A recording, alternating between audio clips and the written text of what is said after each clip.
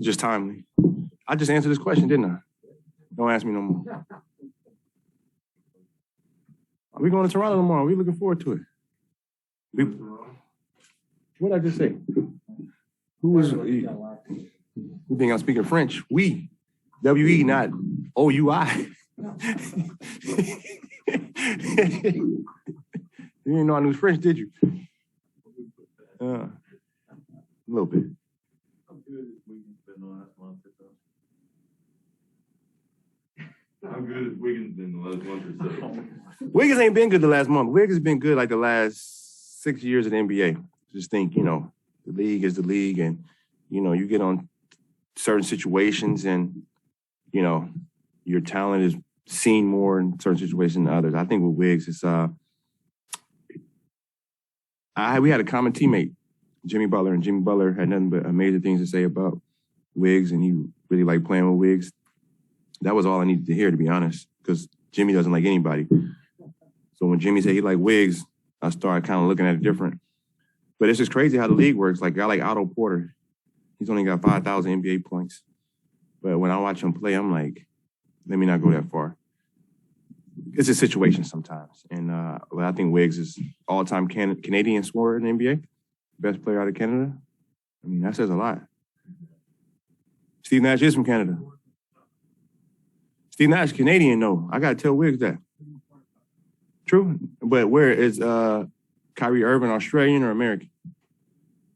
What do you think about that? Aha. What do you think about that? Kyrie's my man. So I hope he shows his talent to the world and continues to prove me right that he's top player ever. They don't want us to see him in his skill set, though. His mind's too free. It's y'all fault. That can work for a team to have a part-time player. I mean, with his talent, yeah. With his talent. I mean, as long as he's playing in the playoffs, and then if they do what they're supposed to do, get the number 1 seed, they get home court advantage. Oh, no, they want to get the 2nd seed, the 2nd and 3rd best record. Then they can play on the road, and they're going to win every time he play. The dude is that good, but y'all don't want to say that. What is your concern level with just the COVID situation and the protocols and all the players? It's just you thrown in a trick bag, you know what I mean? Talking to players who are on both sides of it, and then I'm a part of the board with our union. So it's just, it's two sides to everything. You got a side that's going to be happy and a side that's not going to be happy. So you just got to live with the kind of the decision that's made and understanding that. I think as a group, we have to continue to understand that it's 450 players and the majority vote wins. So someone's going to not be happy. So we just all got to, you got to make that decision. You sacrifice something, whether it's your check or putting your family in danger. It's just I was talking about a postgame. It's the machine, it's the nature of the machine. And sometimes it can be, I don't know what word to use. The word I was thinking is not the right word. It's going to get used the wrong way, but sometimes it may not be right. It's business over the human element of it. And you got to be able to decide whether you want to participate in it. So it's just tough. You're just playing during the pandemic or not? Or Right, because, it can go many different ways. Like, can you play with COVID? Someone asked that question. Should you be putting your family at risk? Someone asked that question. You know what I mean?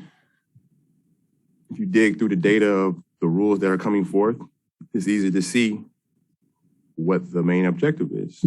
And the main objective is always to what? Have a fiduciary responsibility to your shareholders. It's the nature of the beast. I don't know. The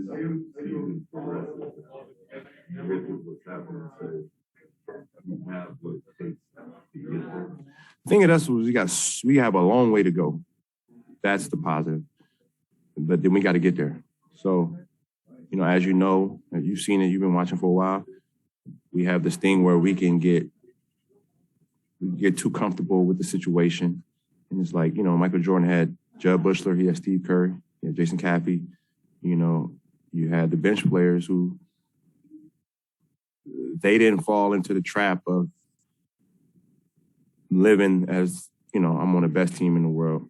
They kept after it, kept their foot on the gas, they were always on. They're professional about it. But this new age basketball, with so many things going on, everyone's trying to be a brand. So it can get thrown in the mix and it can kind of throw off the rhythm of, some nights Steph isn't going to have, 40. He might struggle. It's up to us to do the nuance, that be well with our nuanced play and get us over the hump. Like, we have to win a few games. And when I see that, then I'll say, we're in a position to win a title.